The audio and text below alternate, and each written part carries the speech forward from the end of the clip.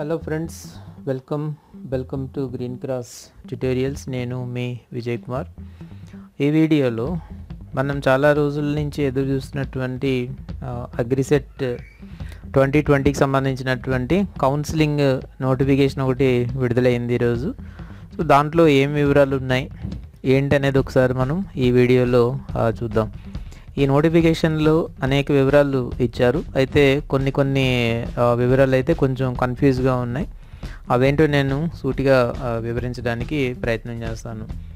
So ఈ notification ప్రకారం మనం చూసుకుంటే ఆంధ్రప్రదేశ్ అగ్రిసెట్ 2020 దీంట్లో 16/1/2021 తారీఖున regional agricultural research station Lam farm గుంటూరులో ఈ కౌన్సిలింగ్ అనేది ఏర్పాటు చేశారు. నిజానికి ఇంతకు ముందైతే వెబ్ కౌన్సిలింగ్ కానీ లేకపోతే ఇతర పద్ధతుల్లో కౌన్సిలింగ్ ఉంటుందని మనం అనుకున్నాం, కానీ ఈ కౌన్సిలింగ్ జనరల్ కౌన్సిలింగ్ ఏర్పాటు చేశారు. సో లామ్ ఫారంలో, గుంటూరు జిల్లా లామ్ ఫారం దగ్గర ఈ కౌన్సిలింగ్ ఆడిటోరియంలో ఉంటుంది. 16/1/2021 తారీఖున ఈ కౌన్సిలింగ్ ఏర్పాటు చేశారు. అది శనివారం అన్నమాట. ఏమేమి సీట్లు ఉన్నాయి ఏంటి అనేది ఒకసారి మనం దీంట్లో ఒకసారి చూసేటట్టయితే ఏపీ అగ్రిసెట్కి సంబంధించినంత వరకు ఎవరెవరిని పిలిచారు, ఈ కౌన్సిలింగ్ కోసం ఎవరెవరిని పిలిచారు అనేది ఒకసారి మనం గమనించేటట్టయితే ఆర్గానిక్ ఫార్మింగ్కి సంబంధించినంత వరకు మనం చూస్తే 1వ ర్యాంక్ నుంచి 10వ ర్యాంక్ వరకు, అలాగే సీ టెక్నాలజీకి సంబంధించి చూస్తే కనుక 1వ ర్యాంక్ నుంచి 100వ ర్యాంక్ వరకు పిలిచారు. అలాగే అగ్రికల్చర్ విభాగానికి సంబంధించి 1వ ర్యాంక్ నుంచి మార్నింగ్ సెక్షన్లో అయితే 200 ర్యాంక్ వరకు, అలాగే ఆఫ్టర్నూన్ సెక్షన్లో మనం చూసినప్పుడు 200 నుంచి 600 ర్యాంక్ వరకు పిలవడం జరిగింది. అంటే మొత్తం మీద ఆర్గానిక్ ఫార్మింగ్లో 1 నుంచి 10 ర్యాంకుల వాళ్ళని పిలిచారు, సీ టెక్నాలజీలో 1 నుంచి 100 ర్యాంకుల వాళ్ళని పిలిచారు, అగ్రికల్చర్లో 1 నుంచి 600 ర్యాంక్ వరకు పిలిచారు. ఈ పక్కన ఒకటి ఆల్ అని చెప్పి ఒక స్టార్ మార్క్ ఒకటి పెట్టడం జరిగింది. సో ప్రతిదానికి కూడా స్టార్ మార్క్ పెట్టారు, ఆల్ అని చెప్పేసి ఒకటి పెట్టడం జరిగింది. దీంట్లో మనము చూసినప్పుడు ఏంటంటే క్రిందన దానికి సంబంధించినటువంటి వివరాలు ఇచ్చారు. All means all eligible OC, BC, SC, ST candidates అని చెప్పి ఇక్కడ ఉందన్నమాట. సో దీన్ని బట్టి మనకి అర్థమయ్యేది ఏంటంటే ఎలిజిబిలిటీ ఉన్నటువంటి వారు ఎవరైతే ఉన్నారో వాళ్ళు అని అర్థం. అందరూ ఒక రకంగా మనం చెప్పుకోవాలి అని అనుకుంటే ఇంకా అందరూ వస్తారు ఇందులోకి. So OC, BC, SC, ST మనకి చాలా వరకు డేటా తెలుస్తుంది. మనకి జెండర్ ర్యాంక్ ఇచ్చారు, ఇలాంటివన్నీ ఇచ్చారు కాబట్టి చాలా వరకు మనం కొంత ఊహించవచ్చు, మనకు సీట్ వస్తుందా రాదా అనేటువంటి దాన్ని చాలా వరకు ఊహించవచ్చు. దాన్ని బట్టి కూడా ఇది మనం తీసుకోవాల్సి ఉంటుందన్నమాట. అయితే మనం డిసైడ్ చేసేసుకోలేం కాబట్టి 600 ర్యాంక్ అని ఇచ్చారు కాబట్టి 600 ర్యాంక్ వరకు కూడా మన ఆసక్తిని బట్టి వెళ్ళాల్సినటువంటి పరిస్థితి ఉంటుంది. ఇది స్పాట్ కౌన్సిలింగ్, వెబ్ కౌన్సిలింగ్ అయితే కాదు. కాబట్టి మనం ఏం చేయాలంటే ఇదే పీడిఎఫ్లో మనకు ఒక అప్లికేషన్ ఒకటి ఇచ్చారు.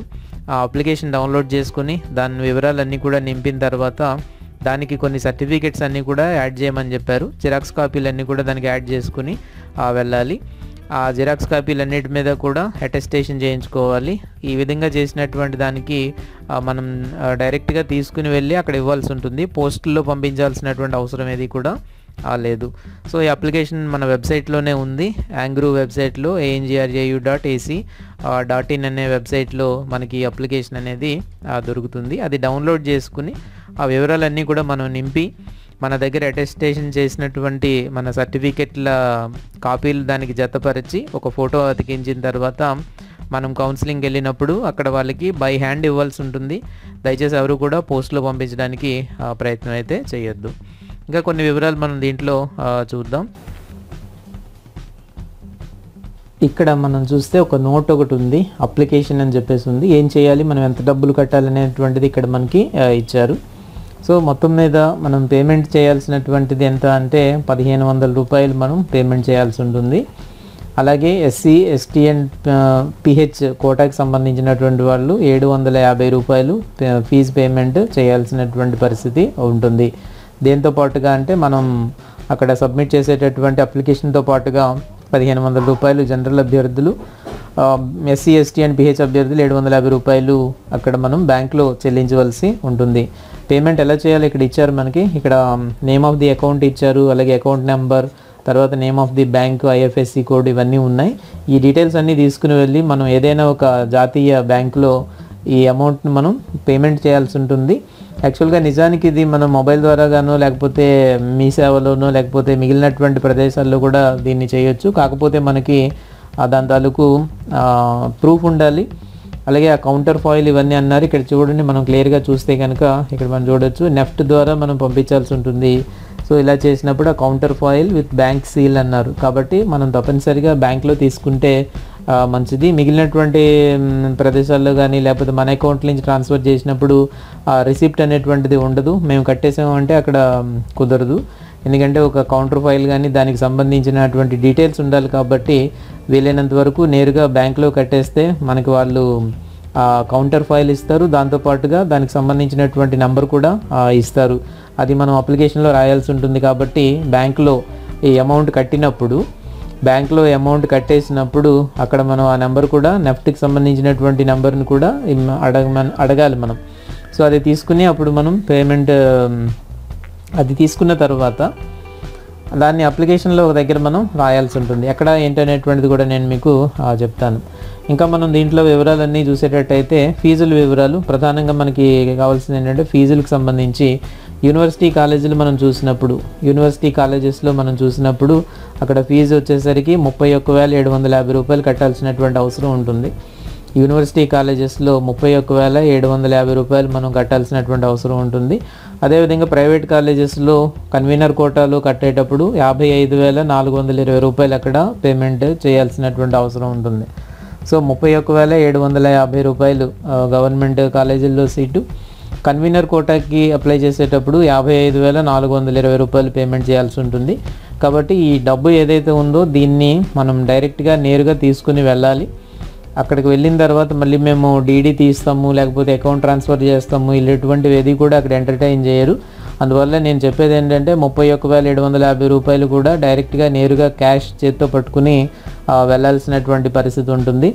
అదే మిగిలినటువంటి వాటి కోసం మనం చూసినప్పుడు కన్వీనర్ కోటా సీట్ల కోసం చూసినప్పుడు 55,420 రూపాయలు తీసుకుని వెళ్ళాల్సి ఉంటుంది. ఈ కన్వీనర్ కోటా సీట్ గురించి మనము చెప్పుకుంటే కనుక ఇంతకు ముందు రోజుల్లో 1,10,000 రూపాయలు కట్టాల్సినటువంటి పరిస్థితి ఉండేది. స్టార్టింగ్లో మొదటి సెమిస్టర్లో 1,10,000 రూపాయలు కట్టాల్సినటువంటి పరిస్థితి లాస్ట్ ఇయర్ వరకు ఉండేది.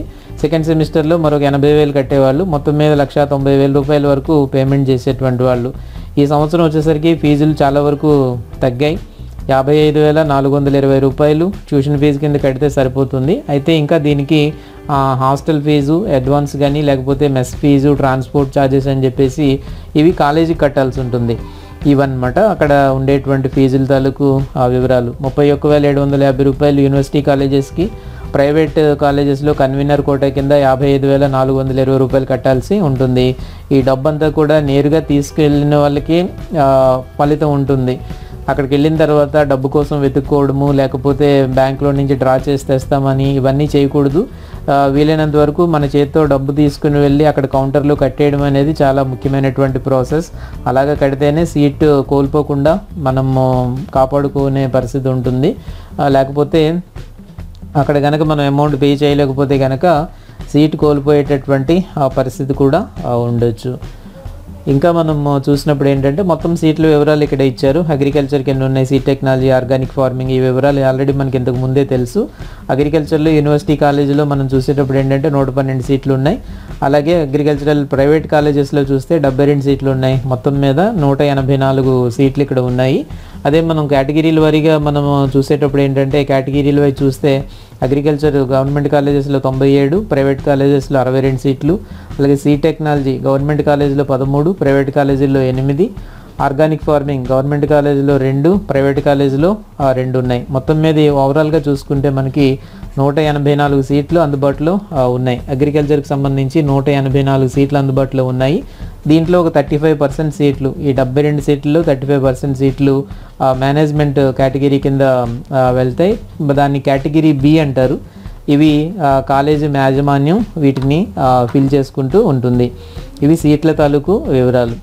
ఇకపోతే దీనికి సంబంధించిన ఒక అప్లికేషన్ ఒకటి ఉంది. ఇది జాగ్రత్తగా చూడండి. ఇది అప్లికేషన్ అనమాట. దీన్ని మనం డౌన్లోడ్ చేసుకుని మొత్తం నింపాల్సి ఉంటుంది. అన్ని వివరాలు దీంట్లో రాయాల్సి ఉంటుంది.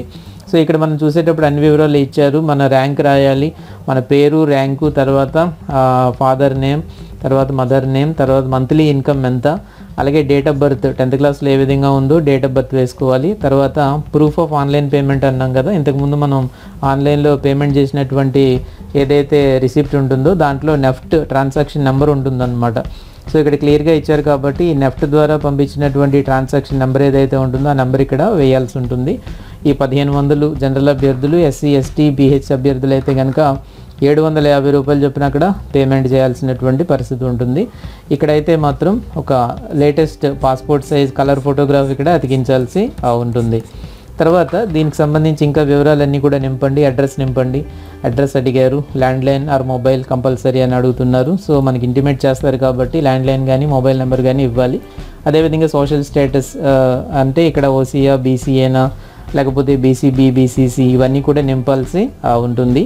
అలాగే ఒకవేళ డిఫెన్స్ కేటగిరీకి సంబంధించి కానీ, ఫిజికల్లీ హ్యాండిక్యాప్డ్ కానీ, ఎన్సీసీ స్పోర్ట్స్ కేటగిరీలో అయితే కనుక వాటిని కూడా ఇక్కడ మనం ఇవ్వాల్సి ఉంటుంది. అదేవిధంగా 6వ తరగతి నుంచి డిప్లొమా వరకు కూడా ఎక్కడెక్కడ చదివారు, అకాడమిక్ ఇయర్తో సహా ఇక్కడ రాయాలి. అలాగే ఏ కాలేజీలో కానీ ఏ స్కూల్లో చదివారు ఆ వివరాలు ఇక్కడ రాయాల్సి ఉంటుంది. ఏ జిల్లాలో చదివారు ఆ వివరాలన్నీ కూడా ఇక్కడ రాయాల్సి ఉంటుంది. సో 6వ తరగతి నుంచి డిప్లొమా వరకు మనం ఏం చదివామనేది అంతా కూడా ఇక్కడ వివరాలన్నింటినీ కూడా మనం ఇక్కడ రాయాల్సి ఉంటుంది. ఇకపోతే అతి ముఖ్యమైనటువంటి అంశం ఏంటంటే దీనికి సంబంధించి ఎంక్లోజర్స్ ఏవి మనం ఎంక్లోజ్ చేయాలి. సో ఈ అప్లికేషన్ డౌన్లోడ్ చేసుకున్న తర్వాత వాటికి కొన్ని జిరాక్స్ కాపీలు మనం అటాచ్ చేయాల్సి ఉంటుంది. బాగా గుర్తుపెట్టుకోండి, ఇక్కడ కేవలం మనం జిరాక్స్ కాపీలు మాత్రమే అతికించాల్సి ఉంటుంది. అటెస్టెడ్ జిరాక్స్ కాపీస్ ఓన్లీ అని చెప్పారు ఇక్కడ. కాబట్టి కేవలం జిరాక్స్ కాపీస్ మాత్రమే ఇక్కడ అటాచ్ చేయాల్సినటువంటి అవసరం ఉంటుంది. అది గుర్తుపెట్టుకోండి. ఏదైతే ఇప్పుడు అప్లికేషన్ మనం చూస్తున్నామో అదే అప్లికేషన్కి, ఈ ఫోటో అతికించినటువంటి అప్లికేషన్కి ఇప్పుడు చెప్పబోయేటటువంటి జిరాక్స్ కాపీస్ అన్నీ కూడా అటాచ్ చేయాలి. ఈ అటాచ్ చేయాల్సినటువంటి జిరాక్స్ కాపీస్ అన్నీ కూడా అటెస్ట్ చేసి ఉండాలి. బాగా గుర్తుపెట్టుకోండి, అటెస్ట్ చేసి ఉండాలి. అటెస్టెడ్ జిరాక్స్ కాపీస్ అన్నీ కూడా ఉండాలంటే ప్రతి పేపర్ మీద కూడా అటెస్టేషన్ చేసి ఉండాలి. ఇప్పుడు ఎవరైనా ఉంటారు, డాక్టర్స్ ఉంటారు, వెటర్నరీ డాక్టర్స్ ఉంటారు, అగ్రికల్చరల్ ఆఫీసర్స్ ఉంటారు, లెక్చరర్స్ ఉంటారు. ఇలాగ ఎవరినైనా సరే సంప్రదించి గెజిటెడ్ ఆఫీసర్స్ అని ఉంటారు, వాళ్ళు గ్రీనింగ్తో సంతకం పెడుతుంటారు, వాళ్ళ చేత ఈ సంతకం పెట్టించాలి. అటెస్టెడ్ ఆఫీసర్ సంతకం అనేది అక్కడ కంపల్సరీ. సో ఇది చేయకుండా వెళ్ళిపోతే అవుతుందా, కుదరదా అంటే ఒక రీజన్ చాలు కదా, మనల్ని రిజెక్ట్ చేయడానికి ఒక చిన్న రీజన్ అయితే సరిపోతుంది. సో మీరు తెచ్చిన సర్టిఫికెట్లు అన్నిటి మీద కూడా అటెస్టేషన్ లేదు కాబట్టి మీరు ఇది క్యాన్సిల్ చేస్తున్నాం అనే అధికారం వాళ్ళకు ఉంటుంది. కాబట్టి మనకి ఏదైతే రిక్వైర్మెంట్ ఇచ్చారో ఆ రిక్వైర్మెంట్ ప్రకారంగా మనం అన్నీ కూడా తీసుకెళ్లాల్సినటువంటి అవసరం అక్కడ ఉంటుంది. సో ఏమేమి సర్టిఫికెట్స్ అడిగారు ఏంటనేది ఒకసారి ఇక్కడ మనం డైరెక్ట్గా చూద్దాం.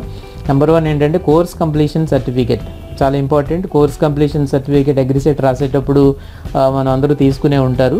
కాబట్టి కోర్స్ కంప్లీషన్ సర్టిఫికేట్ మనం పెట్టాల్సి ఉంటుంది. లేకపోతే ఒకవేళ కోర్స్ కంప్లీషన్ సర్టిఫికేట్ లేదా పాస్ సర్టిఫికేట్ అన్నమాట, పాస్ అయినటువంటి ప్రొవిజనల్ మార్క్స్తో కూడినటువంటి ప్రొవిజనల్ సర్టిఫికేట్ కానీ, లేదంటే కోర్స్ కంప్లీషన్ సర్టిఫికేట్ కానీ ఇక్కడ సరిపోతుంది. ఎందుకంటే యూనివర్సిటీ నుంచి చాలా కాలేజీలకి ఇంకా మార్క్స్ అనేటువంటివి ఇంకా రాలేదు కాబట్టి, ప్రొవిజనల్స్ కూడా ఇంకా చాలా కాలేజెస్కి వెళ్ళలేదు కాబట్టి ఈ సంవత్సరం ఏం చేశారంటే ఇక్కడ కోర్స్ కంప్లీషన్ సర్టిఫికేట్ ఒకటి సరిపోతుందని చెప్పి పెట్టడం జరిగింది.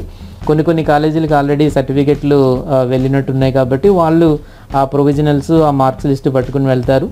ఏ కాలేజీలకి అయితే ఈ మార్క్స్ ఇంకా రాలేదు వాళ్ళు మాత్రం కోర్స్ కంప్లీషన్ సర్టిఫికెట్ ఒకటి తీసుకెళ్ళాలి. ఇది కూడా కాలేజీ ప్రిన్సిపల్ చేత సైన్ చేయబడినటువంటి పూర్తి స్థాయిలో స్టాంప్ అన్నీ వేసినటువంటి కోర్స్ కంప్లీషన్ సర్టిఫికెట్ మాత్రమే మనం తీసుకెళ్ళాలి. ఇది జాగ్రత్తగా గమనించండి, ప్రిన్సిపల్ చేత సైన్ చేయబడి ఉండాలి.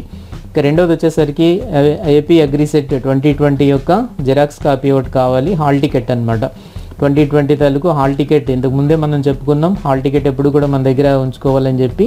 సో హాల్ టికెట్ అనేది కంపల్సరీ, ఇది కూడా జిరాక్స్ కాపీ. ఇక ప్రతిదీ కూడా ఇప్పుడు మనం పెట్టేటువంటివన్నీ కూడా జిరాక్స్ కాపీలో మనం పెట్టాల్సి ఉంటుంది. మూడో దాని విషయానికి వస్తే ఏంటంటే 10th మార్క్స్కి సంబంధించినటువంటిది 10th మార్క్స్ లిస్టు, దాంట్లో డేట్ ఆఫ్ బర్త్ ఉంటుంది. ఇక్కడ ఇచ్చారు కదా, evidence of date of birth ఉండేటువంటి సర్టిఫికేట్ ఒకటి మనం పెట్టాలి, 10th మార్క్స్ పెట్టాలి. అలాగే నాలుగో దానికి వచ్చేసరికి ఏంటంటే బీసీ, ఎస్సీ, ఎస్టీ ఎవరైతే ఉంటారో దానికి సంబంధించినటువంటి సోషల్ స్టేటస్ సర్టిఫికేట్, దీన్నే మనం క్యాస్ట్ సర్టిఫికేట్ అని మనం పిలుస్తున్నాము. ఈ సోషల్ స్టేటస్ సర్టిఫికేట్ ఏదైతే ఉంటుందో దీన్ని అక్కడ తీసుకెళ్లాల్సినటువంటి అవసరం ఉంటుంది. ఇది కూడా లేటెస్ట్ ఉండాలి, వీలైనంత వరకు కూడా ఎటువంటి ఇది లేకుండా లేటెస్ట్ అడుగుతూ ఉంటారు ఎప్పుడు కూడా. దీన్నే సోషల్ స్టేటస్ సర్టిఫికేట్ అని మనం అడుగుతున్నాము. సో ఇది చాలా ఇంపార్టెంట్. కాంపిటెంట్ అథారిటీ ఎవరి ద్వారా అయితే తీసుకున్నారో, అంటే దాన్ని ధృవపరిచేటటువంటి వారు ఎవరైతే ఉంటారో వాళ్ళ దగ్గర నుంచి తీసుకొని ఈ సర్టిఫికేట్ని మనం ఇవ్వాల్సి ఉంటుంది. ఇది కూడా ప్రతిదీ కూడా మనం అన్నీ కూడా ఇక్కడ జిరాక్స్లో ఇవ్వాల్సి ఉంటుంది. అయితే ఒరిజినల్స్ అన్నీ కూడా మనం తీసుకెళ్ళాలి. ఒరిజినల్స్ తీసుకెళ్ళాలి. అవన్నీ కూడా అక్కడ తీసుకెళ్ళిన తర్వాత చెక్ చేస్తారు. చెక్ చేసిన తర్వాత ఒరిజినల్స్ మనకి ఇచ్చేయచ్చు. దాన్ని బట్టి అక్కడ చెకింగ్ అనేటువంటిది జరుగుతూ ఉంటుంది. సో ఆ తర్వాత మనం చూస్తే ఇది ఒక కీలకమైనటువంటి పాయింట్. ఈ పాయింట్ దగ్గర అందరికీ కూడా చాలా డౌట్స్ వస్తున్నాయి. సో 5వ పాయింట్ అనమాట. 5వ పాయింట్లో మనకి ఏం చెప్పారంటే ఎస్సీ ఎస్టీస్ ఎవరైతే ఉంటారో వాళ్ళకి సంబంధించినంత వరకు 2 లక్షల రూపాయలు సంవత్సర ఆదాయం కలిగినటువంటి వారందరికీ కూడా ఈ ఫీజు రియంబర్స్మెంట్ వస్తుంది. అయితే వాళ్ళు ఎవరైతే ఉంటారో ఈ ట్యూషన్ ప్రైవేట్ అగ్రికల్చరల్ కాలేజెస్లో కనుక చేరాలనుకున్నప్పుడు ఆ ట్యూషన్ ఫీజు అనేటువంటిది నేరుగా కట్టాల్సినటువంటి అవసరం అప్పుడు లేదు అనేది ఇక్కడ మనకి ఇచ్చారు. ఇంతకు ముందు రోజుల్లో కౌన్సిలింగ్ జరిగేటప్పుడు చాలామంది పేరెంట్స్ అడగడం జరిగింది. ఏంటంటే మాకు ఆల్రెడీ ఫీజు రియంబర్స్మెంట్ వచ్చే అవకాశం ఉంది కాబట్టి ఇప్పుడు మళ్ళీ మేము ముందు కట్టాల్సిన అవసరం ఏంటి, కట్టిన తర్వాత మళ్ళీ అది మాకు కొన్ని రోజుల తర్వాత తిరిగి వచ్చేది ఏంటి, కాబట్టి ఆ రియంబర్స్మెంట్ అమౌంట్ ఏదైతే ఉంటుందో ఆ రియంబర్స్మెంట్ ఆ అమౌంట్ వరకు మినహాయించుకుని మిగిలినటువంటి ఫీజు మాత్రమే కట్టుకోండి అని చెప్పేసి చాలా వరకు దీని మీద కొన్ని గొడవలు కూడా జరిగాయి ఇంతకు ముందు రోజుల్లో కౌన్సిలింగ్లో. కాబట్టి ఇటువంటి ఇది ఇక్కడ నిబంధన అనేటువంటిది పెట్టడం జరిగింది. సో 2 లక్షల రూపాయల ఆదాయం లోపు ఉండేటువంటి వారు ఎవరైతే ఉంటారో వాళ్ళు రియంబర్స్మెంట్కి అర్హులుగా ఉంటారు. సో ఈ పేమెంట్ ఆఫ్ ట్యూషన్ ఫీజు ఏదైతే ఉంటుందో ఆ ట్యూషన్ ఫీజు కట్టనవసరం లేదని చెప్పేసి ఇక్కడ అయితే ఉంది. నేనైతే ఏం చెప్తాను అని అంటే, ఏదైతే మనం ఒకవేళ కనుక ప్రైవేట్ అగ్రికల్చరల్ కాలేజెస్లో కనుక చేరడానికి మన ర్యాంక్ దగ్గరలో ఉండి ఎస్సీ ఎస్టీ కేటగిరీలో ఉన్నప్పుడు అమౌంట్ తీసుకుని వెళ్ళడమే మంచిదని నేను చెప్తున్నాను. ఏదైతే 55,000 రూపాయలు ఉందో ఆ అమౌంట్ తీసుకుని వెళ్ళడమే మంచిది. ఒకవేళ అక్కడికి వెళ్ళిన తర్వాత మీకు సంబంధించినటువంటి ఏదైనా సర్టిఫికేట్ కానీ లేకపోతే మీకున్నటువంటి ఇన్కమ్ సర్టిఫికేట్ కానీ మిగిలినటువంటి ఏ సర్టిఫికేట్స్లో ఎటువంటి పొరపాటు ఉన్నా సీట్ మిస్ అయ్యేటువంటి పరిస్థితి ఉంటుంది. కాబట్టి వీలైనంత వరకు అమౌంట్ తీసుకుని వెళ్ళండి. ఒకవేళ అక్కడికి వెళ్ళిన తర్వాత అమౌంట్ కట్టనవసరం లేదు అని అంటే మాత్రం అప్పుడు నేరుగా కట్టకుండా ఉండొచ్చు. కాబట్టి ముందు జాగ్రత్తగా డబ్బు తీసుకుని వెళ్ళడమే మంచిది. అది మంచిది. లేదు అని అంటే మాత్రం చాలా ఇబ్బంది పడాల్సినటువంటి పరిస్థితి ఉంటుంది, అది ఎస్సీ ఎస్టీ క్యాండిడేట్స్ అయినప్పటికీ కూడా. అదేవిధంగా ఇంకొక పాయింట్ ఏంటంటే 6th పాయింట్ కూడా కొంచెం కాంప్లికేటెడ్గా మనందరూ ఫీల్ అవుతున్నారు. సో దీంట్లో కూడా ఏం చెప్పారంటే, ఎవరైతే eligible candidates required to submit social category certificate and latest certificate of annual income. So annual income మరియు సోషల్ కేటగిరీ సర్టిఫికేట్స్ ఏవైతే ఉన్నాయో ఇవన్నీ కూడా ఎవరి ద్వారా ఇష్యూ అయినటువంటివి అంటే మీ సేవ ద్వారా ఇష్యూ అయినటువంటివి మాత్రమే అని చెప్పేసి మనకి ఇక్కడ ఇవ్వడం జరిగింది. ఇక్కడ వచ్చినప్పుడు ఏంటంటే కేవలం మీ సేవ ద్వారా తీసుకున్నటువంటివి మాత్రమే అని చెప్పేసి మనకి ఇక్కడ ఇవ్వడం జరిగింది. అయితే ప్రజెంట్ కండిషన్లో ఇప్పుడు అన్ని సర్టిఫికెట్లు కూడా గ్రామ సచివాలయం నుంచి ఇవ్వడం జరుగుతూ ఉంటుంది. అయితే ఇప్పుడు ఒక రకంగా చెప్పుకోవాలనుకుంటే గ్రామ సచివాలయంలోనే వచ్చే రోజుల్లో ఈ భూముల రిజిస్ట్రేషన్లు ఇలాంటివన్నీ కూడా గ్రామ సచివాలయాలే చేపట్టేటువంటి పరిస్థితి ఉంది. అయితే ఇక్కడ మీ సేవ ద్వారా మాత్రమే తీసుకుని పెట్టాలనే నిబంధన పెట్టారు. అయితే లేటెస్ట్గా ఇచ్చేటువంటి సర్టిఫికెట్స్ అన్నీ కూడా గ్రామ సచివాలయంలోనే ఇస్తున్నారు. క్యాస్ట్ సర్టిఫికేట్ కావచ్చు, ఇన్కమ్కి సంబంధించినటువంటివి కావచ్చు, ఇవన్నీ కూడా గ్రామ సచివాలయాల్లోనే ఇవ్వడం అనేది జరుగుతుంది. ఇంతకుముందు రోజుల్లో మీ సేవ ద్వారా ఇస్తూ ఉండేటువంటి వారు. కాబట్టి దీన్ని బట్టి మనం లేటెస్ట్ ఏదైతే ఉందో అది మనం తీసుకెళ్తే సరిపోవచ్చు. ఒకవేళ మీ సేవ ద్వారా ఇష్యూ చేసిన మీ దగ్గర ఉంటే అది కూడా తీసుకెళ్ళండి. అలాగే గ్రామ సచివాలయం దగ్గర ఇష్యూ చేసిన ఉంటే అవి కూడా తీసుకెళ్ళండి. కాబట్టి అవి మనము ఇవ్వాల్సి ఉంటుంది. అది జాగ్రత్తగా మీరు గమనించాలి. ప్రస్తుతం ఉన్నటువంటి పరిస్థితుల్లో ఏంటంటే గ్రామ సచివాలయంలోనే మనకి ఈ సర్టిఫికెట్స్ అన్ని ఇష్యూ చేయడం అనేటువంటిది జరుగుతుంది. కాబట్టి ఒకసారి గ్రామ సచివాలయం మీ దగ్గర ఉన్నటువంటి గ్రామ సచివాలయానికి వెళ్ళి ఇలాగ క్యాస్ట్ సర్టిఫికేట్ అలాగే ఇన్కమ్కి సంబంధించినటువంటి సర్టిఫికేట్స్ ఇక్కడ ఇష్యూ చేస్తున్నారా లేకపోతే మేము మీ సేవ ద్వారానే తీసుకోవాలా అనేటువంటిది ఒకసారి మీరు కూడా కన్ఫర్మ్ చేసుకోండి. ఎందుకంటే అది కన్ఫర్మ్ చేసుకోవాల్సినటువంటి విషయం. అదొకసారి మీరు మీ దగ్గరలో ఉండేటటువంటి గ్రామ సచివాలయానికి వెళ్ళి కంపల్సరీగా ఈ విషయాన్ని మీరు కన్ఫర్మ్ చేసుకున్న తర్వాత మీరు తీసుకెళ్ళండి. లేదు అని అనుకున్నప్పుడు మీ సేవ ద్వారా ఇప్పుడు 1-2 రోజుల్లో, అది కూడా ఈ సంక్రాంతి టైంలో మనకి అప్లై చేసినా సరే వాళ్ళు ఎవరు కూడా ఇచ్చేటువంటి పరిస్థితి అయితే ఉండదు. అందుకే దీనికి సంబంధించినటువంటి ఒక ముఖ్యమైనటువంటి వీడియో నేను ఇంతకు ముందే మీకు చేయడం అయితే జరిగింది. సర్టిఫికేట్స్ అన్నీ కూడా ముందుగానే రెడీ చేసి పెట్టుకోండి అని చెప్పాం. కాబట్టి ఇది చూడండి, ఇది గవర్నమెంట్ రూలింగ్ ఉంటుంది. ఒకవేళ మీ సేవ ద్వారా కావాలని అంటే మీ సేవ ద్వారాదే కావాలని ఇంతకు ముందు రోజుల్లో అడిగేటువంటి వాళ్ళు, కాకపోతే ఇప్పుడు గ్రామ సచివాలయాలు కొత్తగా ఏర్పాటయ్యాయి కాబట్టి ఇక్కడ ఒకవేళ ఇష్యూ చేస్తే ఇవి కూడా దానికి సంబంధించి వర్తిస్తాయి. ఒకవేళ మీ దగ్గర మీ సేవకు సంబంధించినటువంటి సర్టిఫికేట్ ఉంటే తీసుకెళ్ళండి, లేదు అని అంటే గ్రామ సచివాలయానికి సంబంధించి ఉంటే తీసుకెళ్ళండి. అయితే ఒక విషయం మాత్రం ఏంటంటే దగ్గరలో ఉండేటువంటి మీ ఊర్లో ఉండేటటువంటి గ్రామ సచివాలయాన్ని ఒకసారి సందర్శించి మీ సర్టిఫికేట్లు మీ దగ్గర ఏమున్నాయో అవి ఒకసారి వాళ్ళకి చూపెట్టి మాకు లేటెస్ట్ కావాలి అని చెప్పేసి ఒకసారి వాళ్ళ దగ్గర మీరు కనుక్కోవడం మంచిది. అది వెంటనే చేస్తే మంచిది, వాళ్ళ దగ్గర నుంచి సరైనటువంటి సమాధానం వస్తుంది. సో అప్పుడు వాళ్ళు ఇచ్చినటువంటి దీన్ని బట్టి మీరు ఏదైతే పెట్టాలో అవి మీరు అప్లై చేసుకోవచ్చు. ఓకే, ఏదైతే ఉన్నాయో ఇవి కాకుండా అదర్ ఏజెన్సీ ద్వారా ఏదైతే ఇచ్చున్నాయో ఇవి నాట్ యాక్సెప్టబుల్ అని అంటున్నారు. కాబట్టి ఒకసారి గ్రామ సచివాలయంకి వెళ్ళి ఈ విషయాన్ని కన్ఫర్మ్ చేసుకున్న తర్వాత మాత్రమే దీనికి సంబంధించినటువంటి జిరాక్స్లు దీనికి పెట్టండి. ఇదొక విషయాన్ని మీరందరూ కూడా జాగ్రత్తగా గమనించిన తర్వాత మాత్రమే చేయండి. ప్రతి ఊర్లోనూ సచివాలయం ఉంది కాబట్టి ఒకసారి సచివాలయాన్ని సందర్శించి అక్కడ మీ దగ్గర ఉన్నటువంటి సర్టిఫికెట్స్ వాళ్ళకి ఒకసారి చూపెట్టిన తర్వాత మాత్రమే దానికి సంబంధించిన విషయం కన్ఫర్మ్ చేసుకొని, లేదు మనకి మీ సేవలో ఎట్టి పరిస్థితుల్లోనూ కూడా ఇప్పుడు ఇవ్వటం లేదు అన్న తర్వాత అప్పుడు గ్రామ సచివాలయానికి సంబంధించిన సర్టిఫికెట్స్ ఉంటే అవి జతపరచడం చేయండి. ఇది ఒకటి జాగ్రత్తగా మీరు గమనించాలి. అదేవిధంగా స్టడీ సర్టిఫికేట్స్ 6వ తరగతి నుంచి 10వ తరగతి, ఆ తర్వాత డిప్లొమాకు సంబంధించినటువంటి స్టడీ సర్టిఫికేట్స్ ఏవైతే ఉంటాయో అవి కూడా జిరాక్స్ కాపీస్ ఉండాలి. అలాగే ప్రూఫ్ ఆఫ్ ఆన్లైన్ పేమెంట్, ఇప్పుడు ఆన్లైన్ ద్వారా మనం పేమెంట్ చేస్తాం, ఆన్లైన్ ద్వారా పేమెంట్ చేస్తాం. ఆన్లైన్ ద్వారా పేమెంట్ అనేటువంటిది బ్యాంక్ ద్వారా చేసాము. సో నెఫ్ట్ ద్వారా మనం పేమెంట్ చేసినటువంటిది ఏదైతే ఉందో దానికి సంబంధించినటువంటి కౌంటర్ ఫాయిల్ ఉంటుంది, రిసీప్ట్ అనమాట, రసీదు ఉంటుంది కదా, ఆ రసీదును కూడా దీనికి అటాచ్ చేయాల్సి ఉంటుంది. ఏదైనా ఒక నేషనల్ బ్యాంకులో మనం ఈ డబ్బు కట్టాల్సి ఉంటుంది. ఆ డబ్బు కట్టినటువంటి దాని తాలూకు రసీదుని మనం తీసుకొని దీనికి జత చేయాలి. ఇలా చేసినటువంటి అప్లికేషన్ ఒకసారి నేను మళ్ళీ చెప్తాను. అప్లికేషన్ అంటే ఇప్పుడు ఇచ్చినటువంటి ఇప్పుడు ఈ పీడిఎఫ్లో ఉండేటటువంటి అప్లికేషన్ డౌన్లోడ్ చేసుకుని దాన్ని అంతా కూడా కంప్లీట్గా నింపిన తర్వాత ఇప్పుడు మనం చెప్పుకున్నటువంటి ఈ ఎంక్లోజర్స్ ఏవైతే ఉన్నాయో ఇవన్నీ కూడా దీనికి అటాచ్మెంట్ చేసి, అంటే కేవలం జిరాక్స్ కాపీలు మాత్రమే, అది కూడా జిరాక్స్ కాపీల మీద అటెస్టేషన్ చేయించాలి. ఎవరైనా గెజిటెడ్ ఆఫీసర్ చేత సంతకాలు పెట్టించిన తర్వాత అప్పుడు వాటిని మాత్రమే మనం తీసుకొని ఇక్కడ అటాచ్మెంట్ చేసిన తర్వాత ఇక్కడ సంతకం పెట్టాలి. Student signature of the candidate అన్నారు. సో ఇక్కడ ఒక సైన్ చేసిన తర్వాత అప్పుడు ఆ సెట్ ఒకదాన్ని మనం కౌన్సిలింగ్కి తీసుకెళ్ళాలి. కౌన్సిలింగ్కి వెళ్ళే రోజు మనం ఈ సెట్ అంతా కూడా తీసుకెళ్ళాలి. దాదాపుగా ఇటువంటివి 1 లేకపోతే 2 సెట్స్ తయారు చేసుకుని పెట్టుకోండి. వీటిని మనం అక్కడికి తీసుకెళ్లాల్సి ఉంటుంది. ఇది అప్లికేషన్ ఫామ్ అనమాట. సో ఈ అప్లికేషన్ ఫామ్ నింపిన తర్వాత దీనికి జిరాక్స్ కాపీస్ అన్నీ కూడా పెట్టి, అటెస్టేషన్ చేసినటువంటి జిరాక్స్ కాపీస్ అన్నీ కూడా పెట్టి ఇక్కడ ఒక కలర్ ఫోటోగ్రాఫ్ ఒకటి అంటించిన తర్వాత వీటిని కౌన్సిలింగ్ రోజు మనం అక్కడికి తీసుకువెళ్లాల్సి ఉంటుంది. అలాగే కౌన్సిలింగ్ వెళ్ళేటప్పుడు అన్ని ఒరిజినల్ సర్టిఫికెట్స్ అన్నీ కూడా మీ దగ్గర అవైలబుల్గా ఏవైతే ఉన్నాయో అన్నీ కూడా తీసుకుని వెళ్ళండి. అక్కడ ఇవన్నీ కూడా చెక్ చేస్తారు. కాబట్టి మనం అన్ని జిరాక్స్ కాపీలే అన్నారని చెప్పేసి జిరాక్స్లు పట్టుకెళ్ళి ఒరిజినల్స్ వదిలేయడం అలాంటివి చేయకూడదు. అన్నీ కూడా ఒరిజినల్స్ అన్నీ కూడా తీసుకెళ్ళాలి. ఈ ఒరిజినల్స్ అవన్నీ కూడా కంపారిజన్ చేస్తారు కాబట్టి అక్కడ చూస్తారు. చూసిన తర్వాత అన్నీ సరైనవి అని నిర్ధారించుకున్న తర్వాత మాత్రమే మిమ్మల్ని ఫీజు కట్టుకోవడానికి పంపిస్తారు. ఇంకొక ముఖ్యమైనటువంటి జాగ్రత్త ఏంటంటే ఎట్టి పరిస్థితుల్లోనూ కూడా డబ్బు లేకుండా వెళ్ళకూడదు. సో డబ్బు తీసుకుని వెళ్ళండి, అంటే డబ్బు తీసుకుని వెళ్ళండి, డైరెక్ట్గా ఫిజికల్గా డబ్బు తీసుకుని వెళ్ళడం అనేది మంచిది.